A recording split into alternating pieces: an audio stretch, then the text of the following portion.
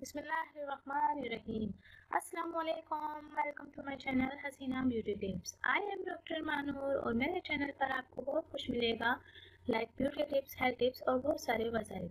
मेरे चैनल को सब्सक्राइब करने का तरीका ये है कि आपको यूट्यूब पर आना होगा, यूट्यूब पर सर्च करना होगा हसीना ब्यूटी टिप्स।